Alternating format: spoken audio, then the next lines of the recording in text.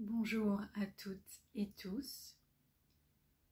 Hier, je vous disais dans ma vidéo précédente, donc la vidéo d'hier, que le stress est la cause principale de maladies, aussi bien physique que mentale.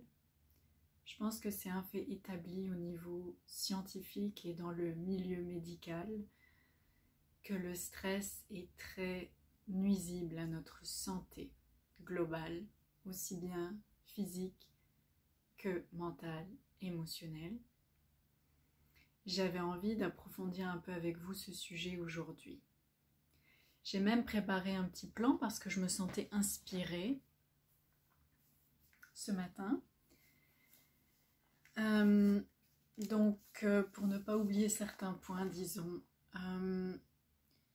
Donc d'abord, il faut comprendre que le stress n'est pas tant causé par les événements extérieurs, par ce qui nous arrive, mais plus par l'interprétation qu'on a de ces événements extérieurs, la perception qu'on en a, l'interprétation et donc nos conditionnements, pensées, croyances. Ça relève quand même aussi évidemment du mental et de l'ego. Donc déjà là c'est important de savoir cela, je pense qu'il y a beaucoup de gens qui le savent déjà, c'est connu, je crois que c'est important de le réitérer. La source de stress n'est pas tant ce qui nous arrive, l'événement en question, parce qu'il y a même des événements qui sont censés être très heureux, qui peuvent aussi être très stressants et causer un déséquilibre intérieur. Ceci dit, sachez donc que c'est surtout ce que vous percevez, votre manière d'interpréter les choses qui est source de stress ou pas. Donc finalement, quand on sait ça, on peut justement avoir une liberté d'action. Pourquoi ? Parce que sachant qu'on ne peut pas toujours contrôler les événements extérieurs, ça peut arriver qu'on ait quand même un contrôle, mais ça peut arriver qu'on n'en ait pas du tout, que ça nous échappe complètement. On peut quand même choisir nos réactions, la manière dont on réagit aux événements, et aussi gérer au mieux nos émotions. Donc c'est très important. C'est là qu'on peut vraiment intervenir pour se prémunir du stress, prévenir le stress également. Il y a aussi une notion de prévention.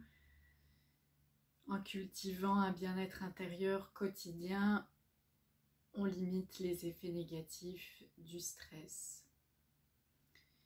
Il faut aussi savoir, j'ai eu envie d'intégrer la notion qu'il y a deux côtés de la médaille. Il y a toujours deux côtés d'une médaille, c'est-à-dire que souvent c'est vraiment une question de perception. Soit on regarde un côté de la médaille et on ne voit pas l'autre du tout, soit on retourne le côté de la médaille et on voit les deux côtés de la médaille. Et c'est très important de s'en souvenir aussi. Parfois on peut voir quelque chose de manière totalement négative, mais c'est pas une fin en soi. Il y a aussi souvent un côté positif. Après, c'est vrai que c'est difficile de relativiser certains événements, j'en conviens. C'est pas de ça dont je parle aujourd'hui. Moi, je parle vraiment des petites choses qui arrivent dans notre vie, qui viennent nous perturber, des frustrations. En fait, je parle de nos conditionnements plus qu'autre chose. C'est ça, donc en considérant ces deux revers de la médaille, ces deux côtés de la médaille, on peut aussi voir que chaque émotion a son pendant, chaque sensation également, que finalement nos émotions et nos sensations, ce sont des expériences.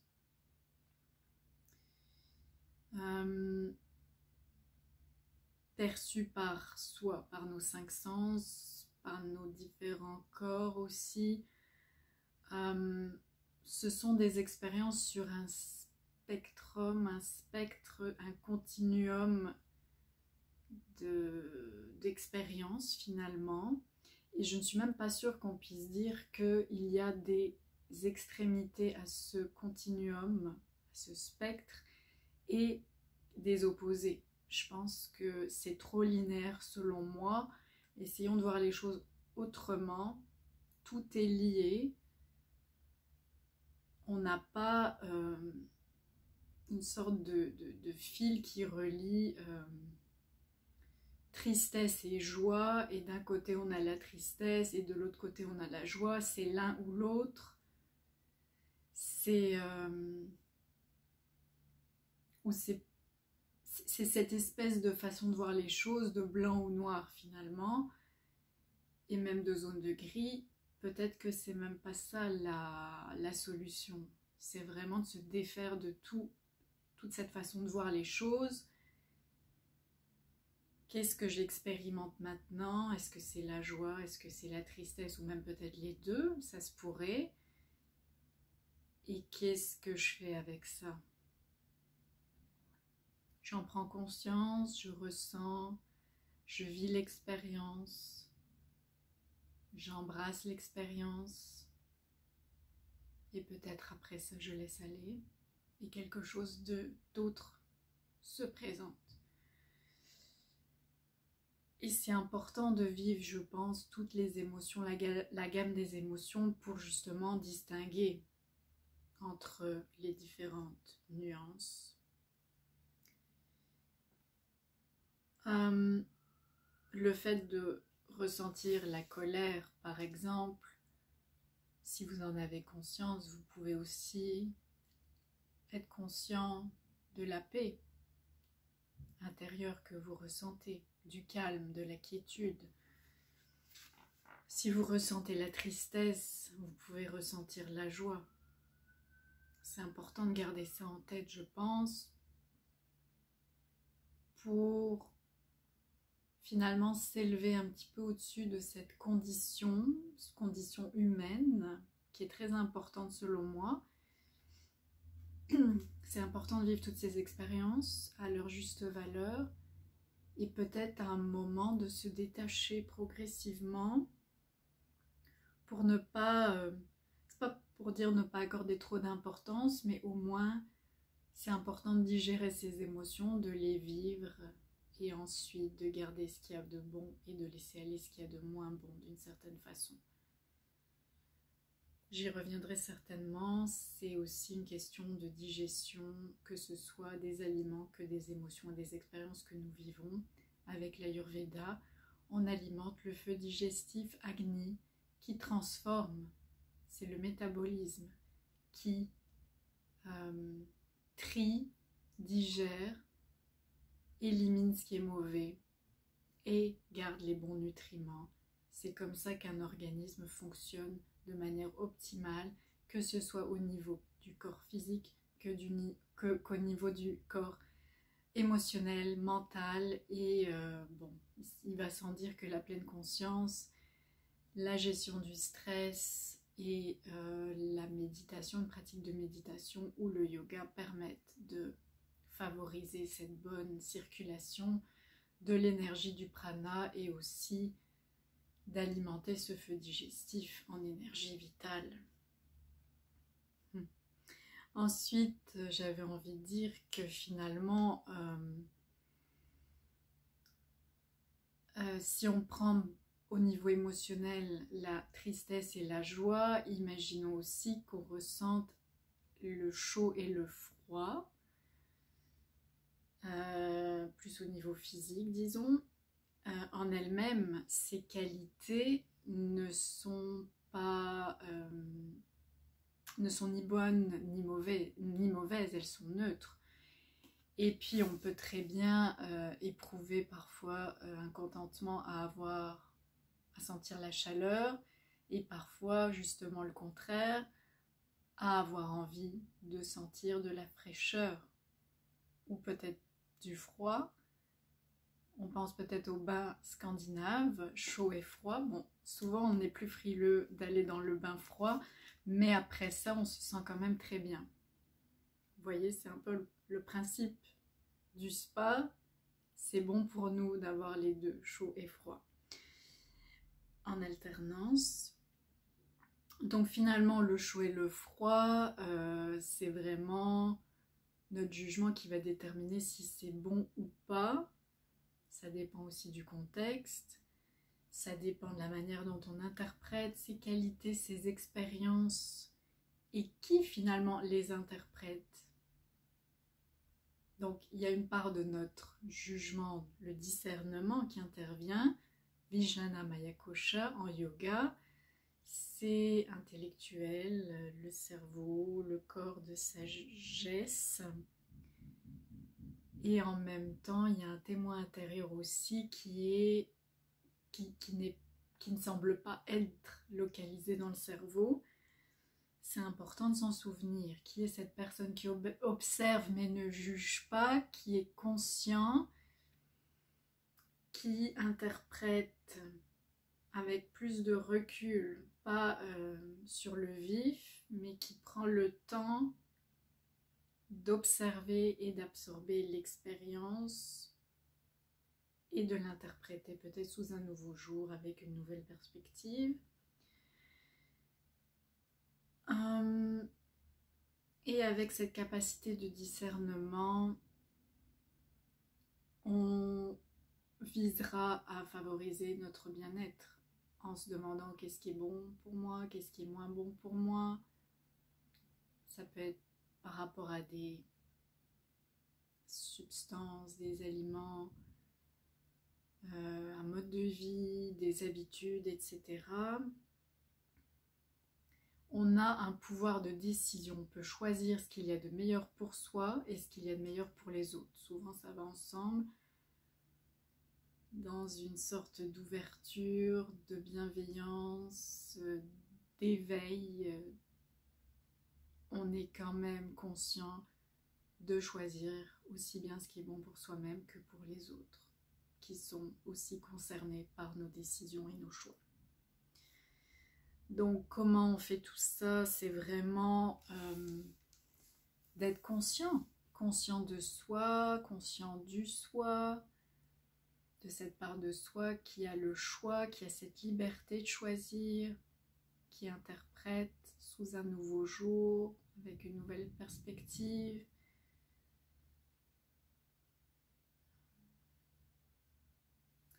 C'est une sorte de conscience supérieure et plus élevée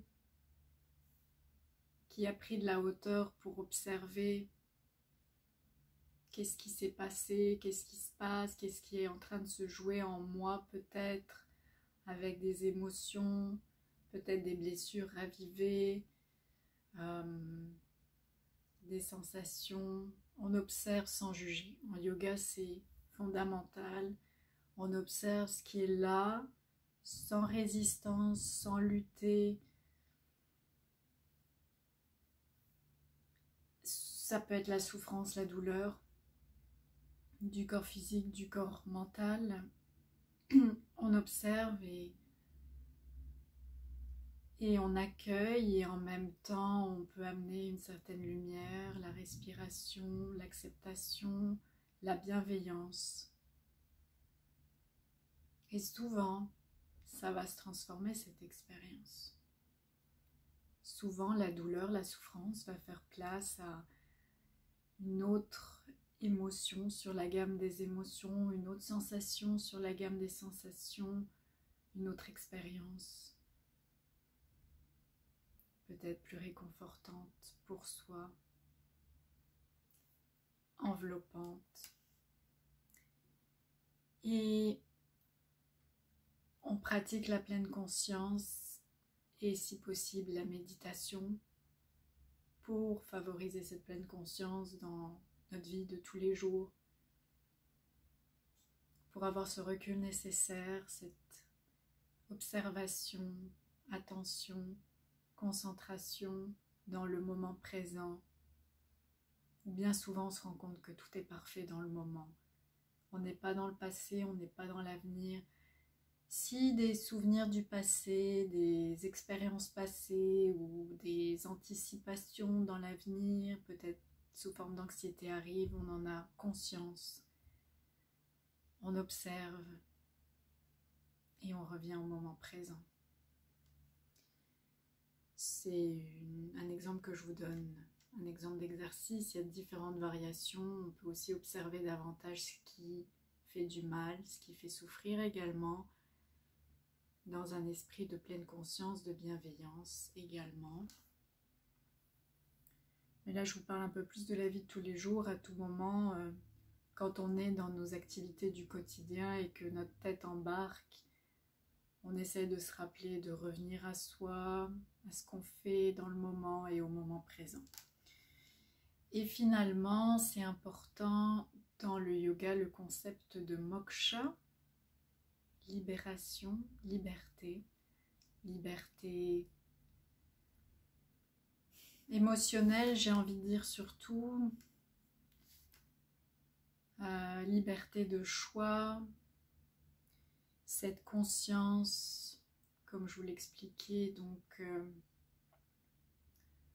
on s'élève à un autre niveau de conscience, on est avec le témoin intérieur qui observe mais ne juge pas, on se libère de nos conditionnements, on se libère pas de la condition humaine, mais en fait on se réconcilie, je pense, surtout avec notre condition humaine, et on voit un peu plus loin, on voit qu'on est plus que nos pensées, nos émotions, nos souffrances, peut-être nos douleurs, on est plus que ces expériences humaines.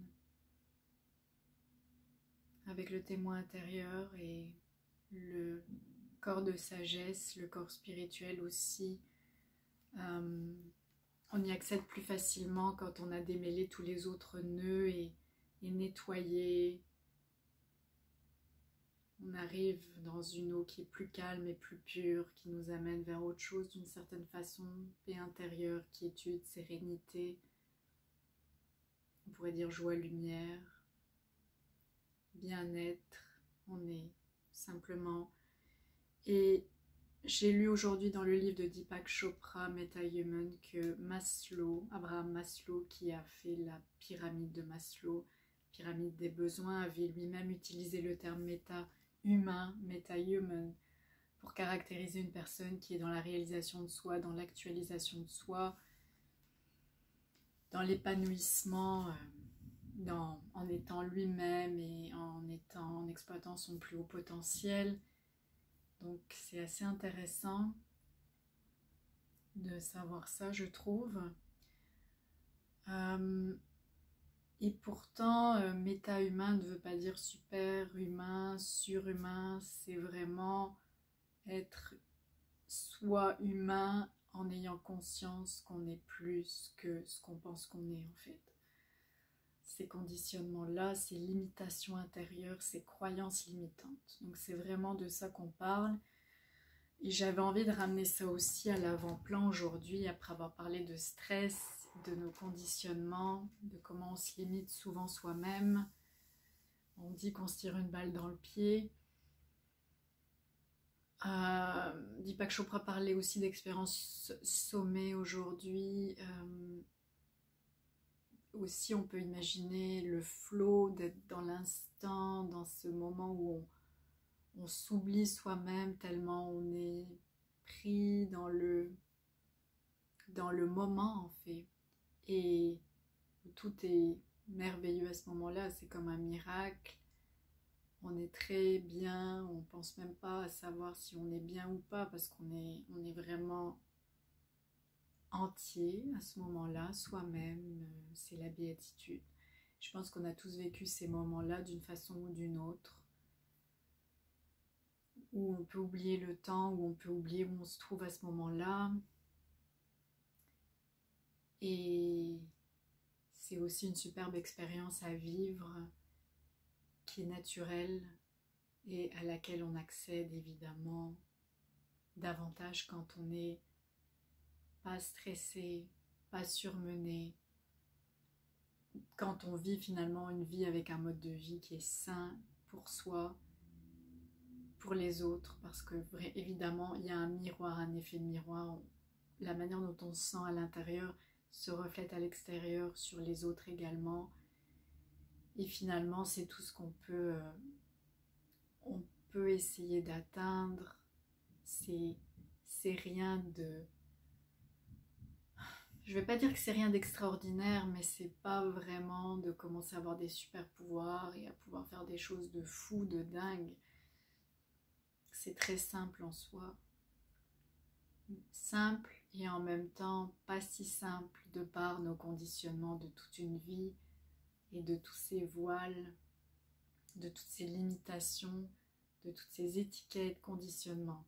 Alors oui, c'est ça que le yoga nous invite à faire, à se défaire des voiles qui nous empêchent de voir notre lumière intérieure. Et finalement, c'est ça, se rapprocher de Dieu.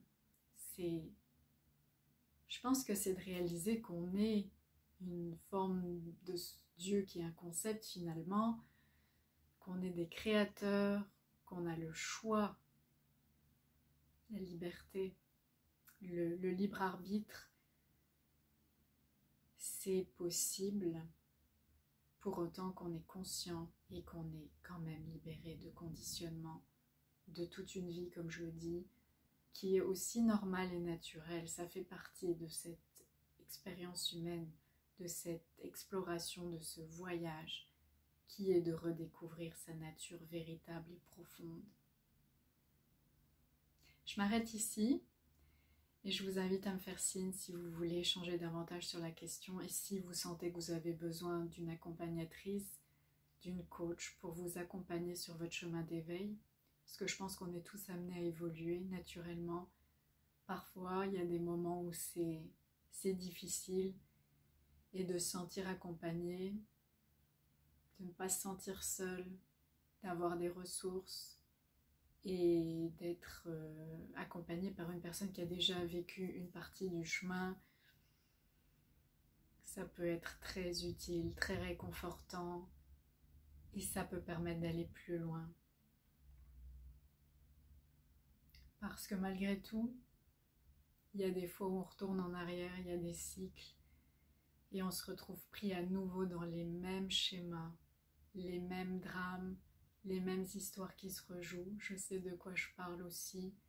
À un moment, c'est possible de sortir de cette cage, de ce cercle vicieux, de s'élever un peu plus et de se rapprocher davantage de cette lumière, de se rendre compte que finalement tout ça, toutes ces expériences difficiles, douloureuses, dramatiques,